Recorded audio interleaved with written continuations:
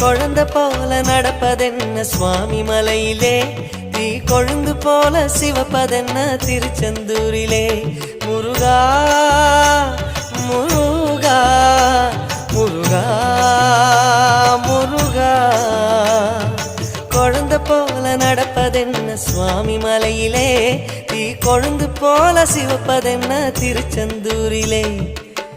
குழந்தை வேலன கொஞ்சி விளையாடலாம், கோபக்கார குமரன எப்படித்தான் ஆடலாம். குளத்தை போல மனசு கலங்குது, குமரா தெளிய வச்சா ரொம்ப நல்லது.